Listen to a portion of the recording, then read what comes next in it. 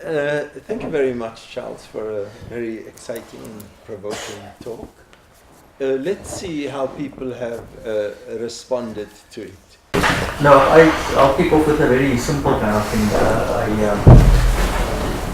Do you think it is possible to predict where pivotal growth of both Christianity and Islam is going to be in future? Seeing that it is so globally spread now, that it's probably very difficult to predict because of all the migration and globalization, as you pointed out.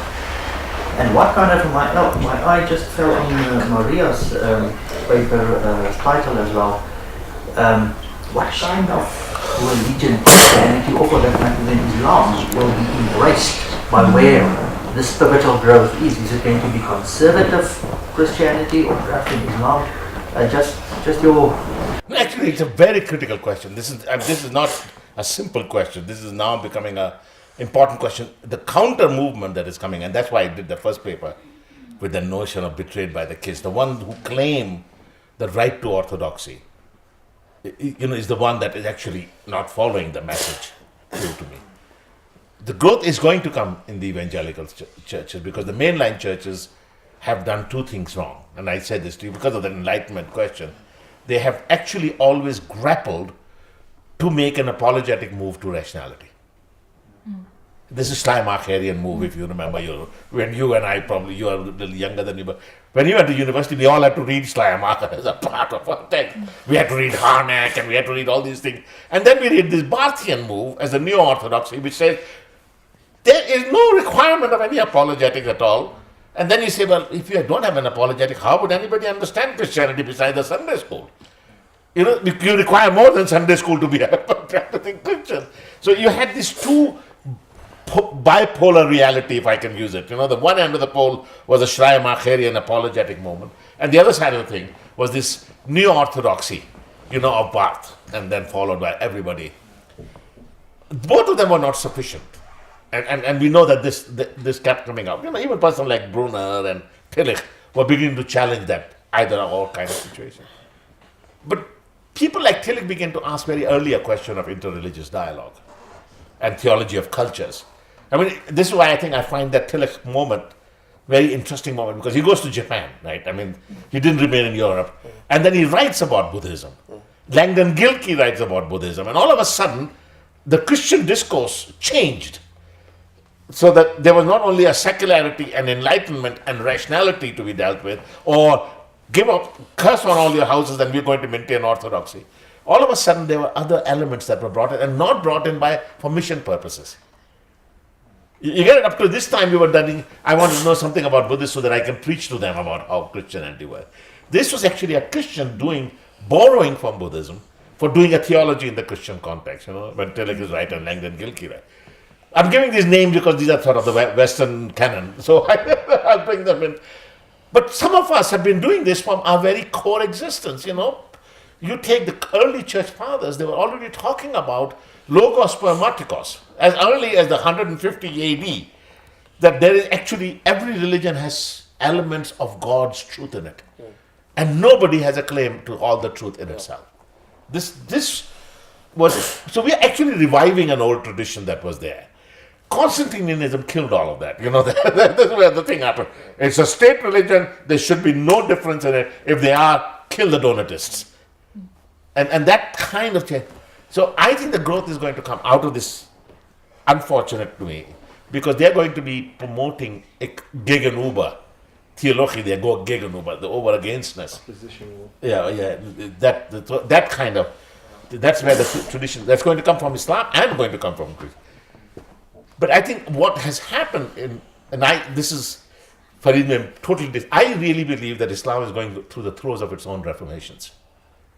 People think Reformation came out very comfortably and Luther was having a good time and there was nothing. There was serious crisis of meaning out of which this thing came about. And that post-Reformation, this crisis of meaning continues till 1648. People think Reformation happened and everything was all right. People killed each other. Over 10 million people were killed in those 100 years.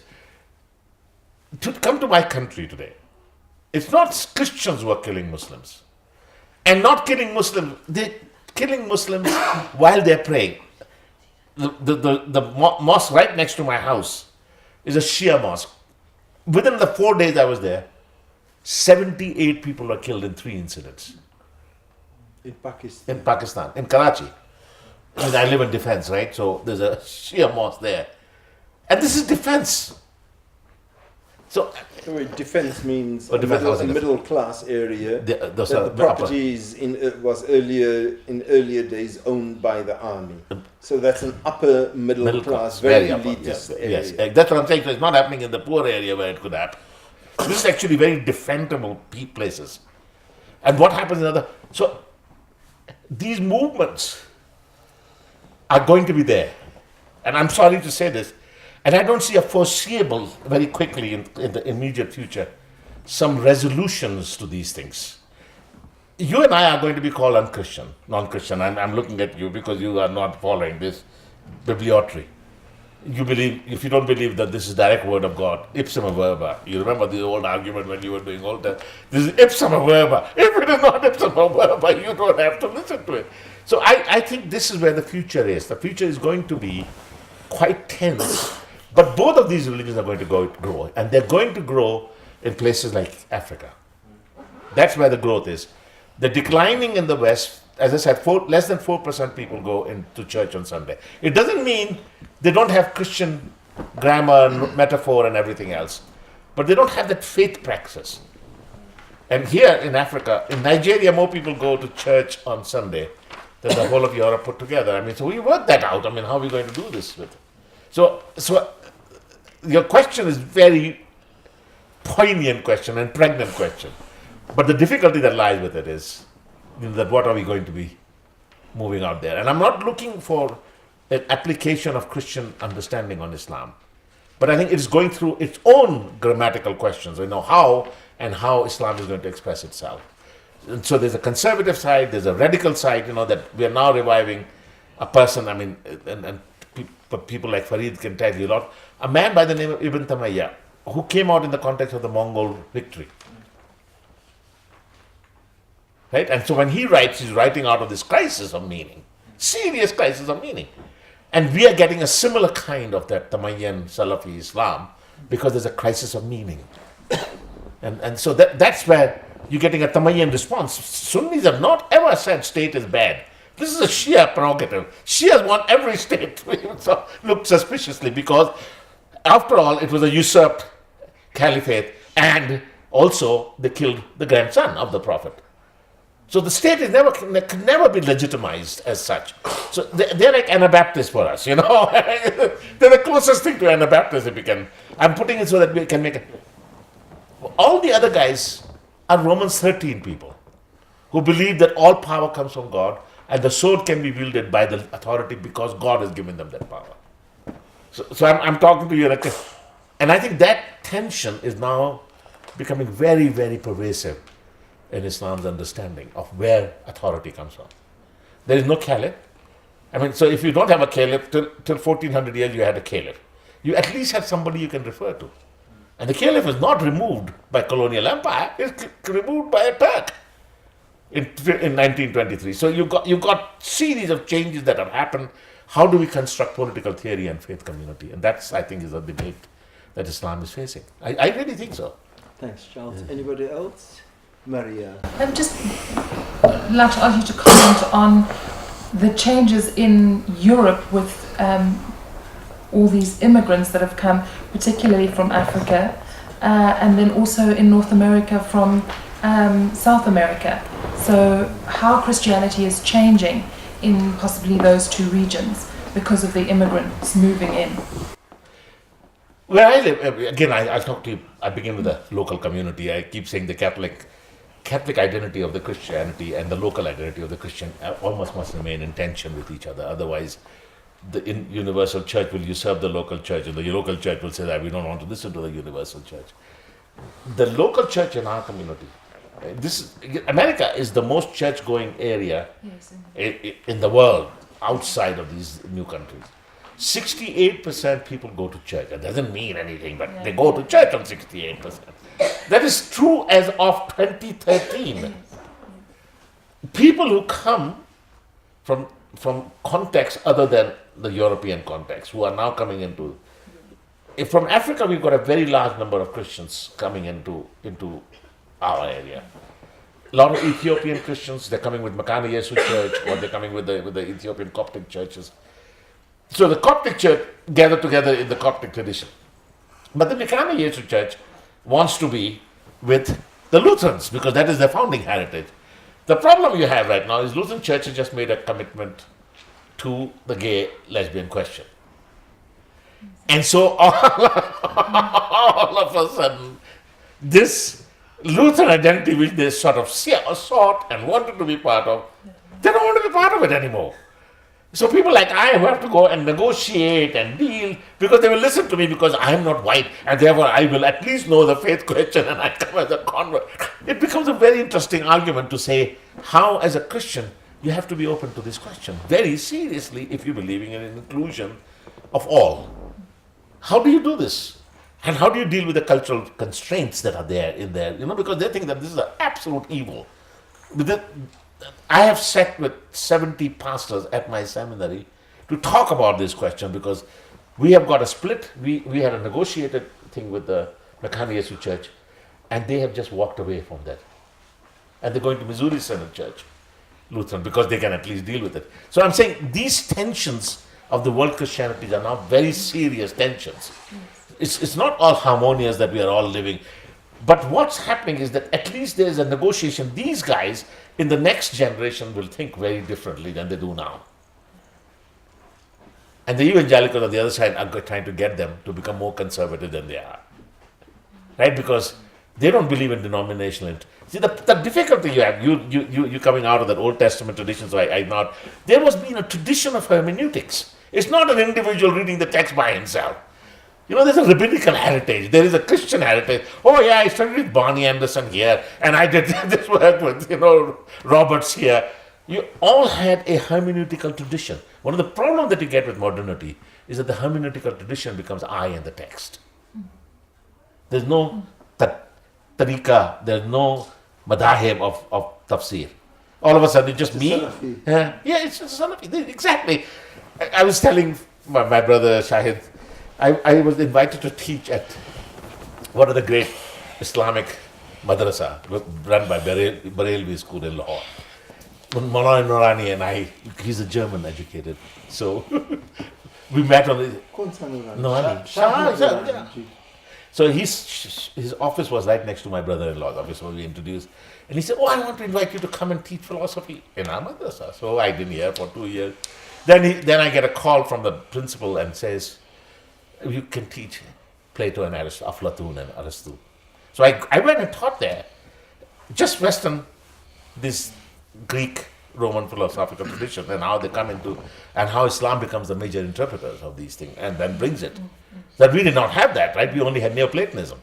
So we had no Plato, no Aristotle, and first person to write. So I went there and talked about Thomas using of the Greek. At the end, they were throwing a party, and I was sitting down, and we were talking. And the head of that institution said, Dr. Saab, please wait for a minute, I'll come back. And he comes back and puts the picture on the table in front of me, on the ground we were sitting. And I began to laugh. The picture was of Maulana Maududi. Why did you... Sorry, Maududi was the antithesis for the Antichrist for these guys. Because the picture was Maududi sitting on the table with a chair and has two bookcases on either side of him. One had Yusuf Ali's Quran and the other had Encyclopedia Britannica. Had nobody else in there. There's no tafsir tradition. You have in your library, not even I'm talking about the library of the school, and your personal library, more tafsir than Maududi ever read. This is what he said to me. I knew Maulana Maududi. Okay. I visited Maulana Maududi several times in Model Town. Right. Maududi Saab had a very, very extensive library that went into 3 large rooms. One of the rooms must be at least as big as. So that was propaganda. Barelvi Loka or propaganda. But not only Barelvi, this comes also from the This was anti-Jamaat Islamic Yes, propaganda. that's it. So That's what I'm saying. I'm not a defender of Maulana Maududi, but Maulana Maududi had 3 large rooms in his model town. But this is what he said to me. Uska apna kamra bahut hi chota tha. His own room was very, very small. But yeah.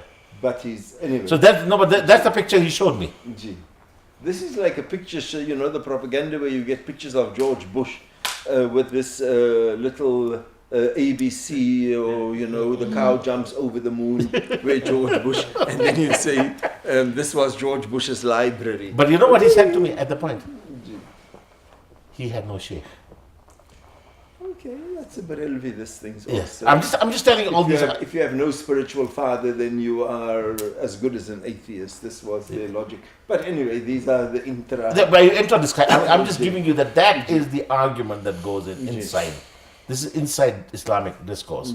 And the Barelvi and the Deobandi fighting with each other. These are discourses that are actually coming out from Indian Islam. I'm not even talking about borrowed Arabic sources here. This is what I call the subcontinental Islam, right? These are the two main traditions. And then Maududi is a third tradition in this, the Jamaat Islamic tradition. And these form the parties. So there is tension point, to take your question further. Your thing, I don't think Christianity, if it has to be ecumenical, it will have to deal with Pentecostalism much more seriously than we have up to now. And Pentecostalism is growing not only in Protestant areas. Well, this is what the classical tradition is, that Africa get Pentecostalism because they have this animistic tradition. It is growing in huge numbers in Latin America. It's Catholics who are converting to Pentecostalism. So they're becoming actually, in sense, very hard Protestants. So, and you probably met all of them. You go to any city, there are storefront Pentecostal Latin American churches. All over, in Boston, New York, St. Paul. And these are people who are not willing to look into the traditional scholarship. And so the debate right now is, this is where Jerry Falwell has opened up a university called Regina University to train these Pentecostal people so they don't have to come to us for training. So the Regina University, where Amos Young is there. That's where Amos is, sitting down there. But Maria, I just wanted to add, this is causing huge tensions in the church in the north, in the United States, in Canada, and in England. I served on the International Advisory Council of the United Church of Canada for 3 years. And the United Church of Canada has been, for the last 30, 40 years, one of the leading cutting-edge progressive churches, mainstream, but really setting the pace, on a range of issues, including environmental justice, women's issues, and what are normally seen as immigrant or racial issues. So the church has been in the forefront of immigration rights, xenophobia, and so on. But, so now you have the emergence in very large numbers of Latin American immigrants into the church, in the case of the United Church of Canada, in the case of the Anglicans in Britain. You have the Nigerians especially coming in very, very large numbers, and sometimes also some of the Pakistanis. One of the most conservative... Michael Nazir. One of the prominent bishops in the Anglican Church in England is Bishop Michael Nazir, who is a Pakistani. But the local contexts carry their own more traditional, sometimes anti-enlightenment, sometimes reactionary, unprogressive, whatever you want to call it. So this church that is in the forefront of pushing the rights of those communities are now sitting with some of the unpleasant baggages that those communities bring with them. So inside the United Church of Canada, for example, you're sitting with a very, very strong, not gay lobby as a lobby, but a pro-gay sentiment as a part of the larger civil rights and blacks and. and the immigrant communities, especially the Latino communities, sitting very, very uncomfortable with this.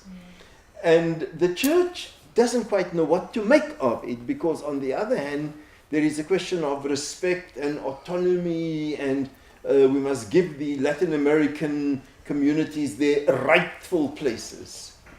But I dare say it's perhaps not any different from South Africa, where many, say, Hindu communities and Jewish communities have had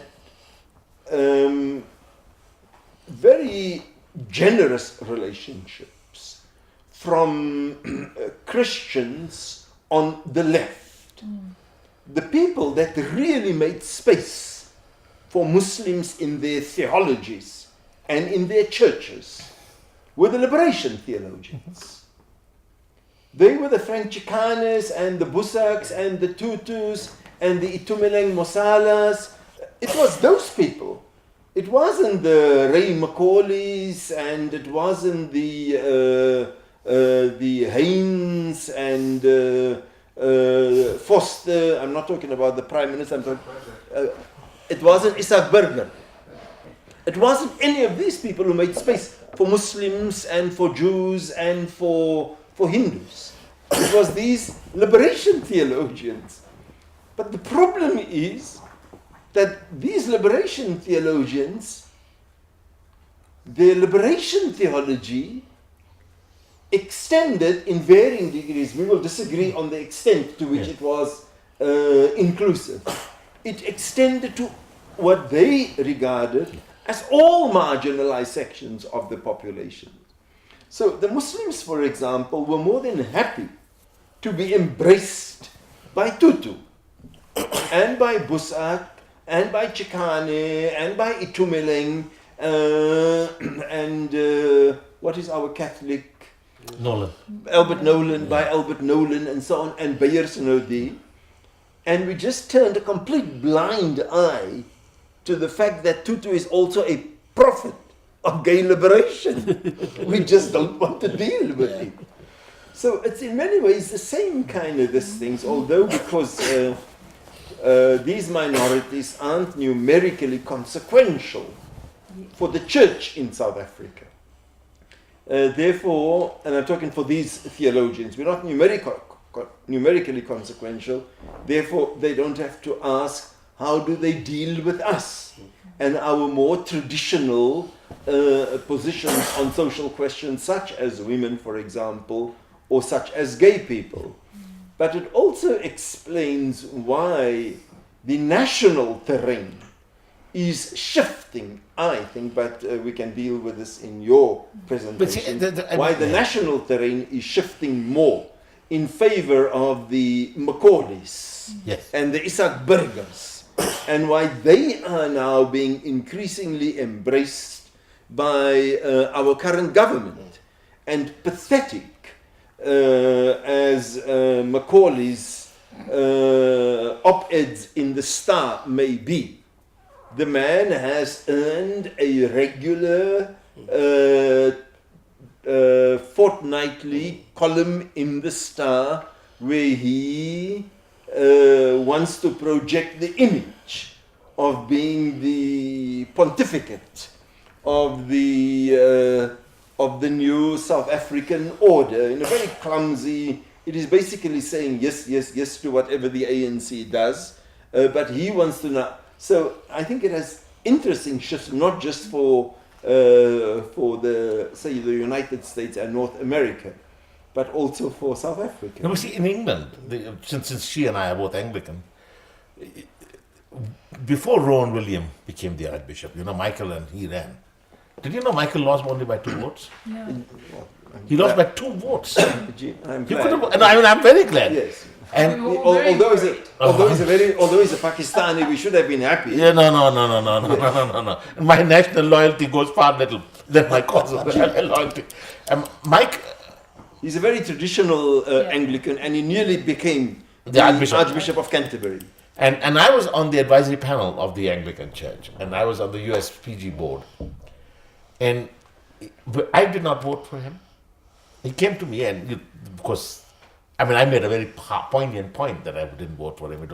It was a secret ballot, but I went and voted on the other side. One of the problems that you get with that position is that all the immigrant communities, such as there, were backing him. Yeah. Actually, and that's not just, it's not just the Nigerian and Akinola factor, which is where the factor comes in. South African Archbishop has been very good on this issue of gay rights. This has been incredible, both Thabo and what's his name before him? Ndungane, yeah. So these are things. I sit on the board of the Presbyterian Church, which is now just decided to have a divestment policy vis-a-vis, do exactly the same. Divestment policy vis-a-vis what? Israel. Okay. Well, you can say it aloud. And the church has, I've been an advisor on this. My daughter is working with them on this. And the thing that is coming out now is that we actually just applied what was the grounds given vis-a-vis South Africa.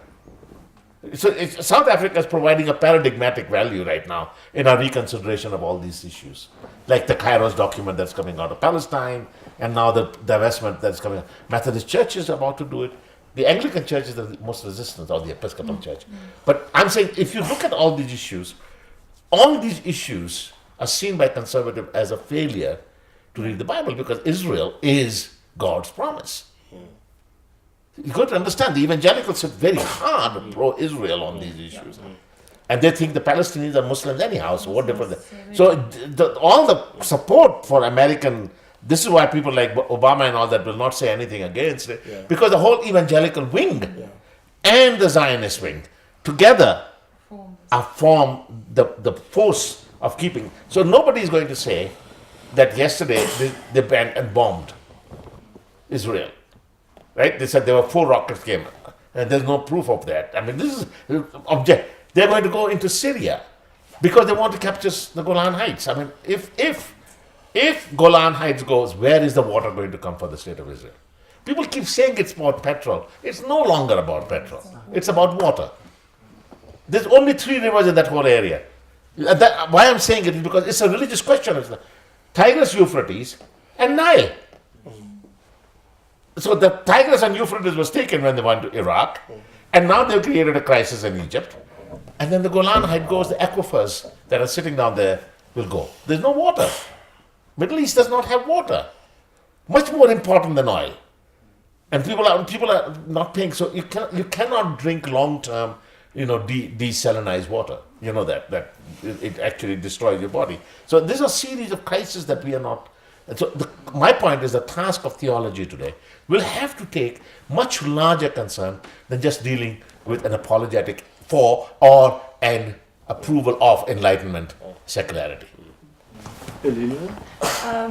My question is about how can we speak about Christianity as a migratory religion without in actual fact excluding the real migrants of today, especially when the voice of the refugee or the asylum seeker, or because last year in the International Association of Mission Studies, the theme was migration, and so for days we were talking about how Christianity is, like how our roots are Jesus was a migrant and Abraham everybody was a migrant. So as a Christian, we are all like I can claim the identity of a migrant, but then when we come to the people who the Zimbabweans staying in the Johannesburg, their concerns are different from mine or from. So how do we ensure that there's space for the voice of that particular experience, that our discourse about migration as part of our religion doesn't silence it? There's 2 problems right now. One of the problems is the statecraft. We've got actually a serious issue. I do political theory on that when I'm questioning these things. When the early migration takes place in the biblical text and all that, this is within the empire. One empire, the Roman Empire, Pax Romana allows you, the road systems allow you, the mission went because there was a Pax Romana and there was a road system, right? You could go anywhere in the Roman Empire because you could travel on chariots and everything else. Today we have a concept of nation state which actually defines much harder borders than the Roman empires ever did. So migration is becoming that much more tense in its nature. So the whole argument, the nation states, was fourfold, right? You had homogeneous ethnos, homogeneous ethos, a fixed topos, and then borders. The Grenzen erfahrung. That's what it's called in that, the experience of being in borders. Today, on the one side we have these nation states, on the other side we have these international regimes who have absolutely no respect for borders. Market has no respect for borders. As a matter of fact, the state, if I'm going to go to his house, he's got no right to prevent me from coming into his house because the market should be free. And he said, no, but I want to make sure that you can't just come and take over all my realities. My people will have no job. No, you can't do anything because the market should be free. Otherwise, we'll put WTO, IMF, World Bank all against you because you're predicting and protecting the market. So the market is now the invisible hand, the invisible presence, right? That's one side of it. The other side of the thing is all the regimes you have got on rights, on the human rights and all that. So you've got two sides in this. One, the negative side of this cross-border, transnational reality. And the other is this other series of reality. So you've got a state in the middle of this. And in the middle of this thing is a state. The state is actually at the time when it is meant to be strong is the weakest, as a matter of fact. So you've got this, World Bank will come out and say that we are not going to give any money to the world, to the South. And I'm looking at you, my brother. We won't give any money to South Africa anymore because South Africa is not fulfilling these requirements of IMF and World Bank. So all of a sudden, South Africa is not in control of its own economy, its own market, and its own job provision. The only thing that is not allowed to move is labor. That comes your question. So capital can move, international regimes can move cross-border. The only thing that is restricted is the movement of labor. In the old days, the labor moved, capital did not move. And now labor cannot move and the capital can move. And that is creating tensions because our theories were based on the old models. And those models are absolutely not workable anymore. I mean, you go down to Europe and all of a sudden all these negative structures, Fortress Europe we used to call it. You know? And so that you can't come in. Europeans migrated in mass numbers and nobody said to them, well, Fortress Africa or Fortress Asia or Fortress Latin America, we don't want you to go back. That's not allowed.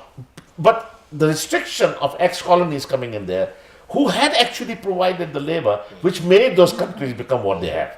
You remember that? I mean, it was the Ottoman, because Germany had no serious colony. You know, Namibia being only one, right? So they imported Turks. Because with the Turks, they had made an alliance since the First World War. First came the Italians, because that was a part of the thing. So if you go back and look at German immigrant patterns, first came Italians, then came the Turks, and they remained Gastarbeiter. Whereas in all the other places, colonies came first.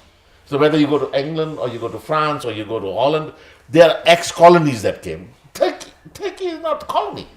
So the Turkian Frage, which comes also out of Luther, is come back again. They're going to do they're using Luther in exactly the same way that Luther was used against the Jews. This is now being used against the Muslims. In Norway, in Denmark, I go to Sweden regularly, so I then meet all these things. So I think that you got series of questions on who is an immigrant now. Because it's all tied to labor and not tied to capital.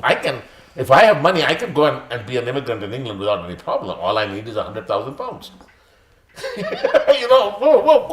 Welcome, Charles. If I say I don't have any money, I want to do labor. Oh, you go into the camp there and you may drown on the way, doesn't really matter. So it's not the immigration is banned, it is what kind of immigration is banned. It is labor which is restricted and not capital.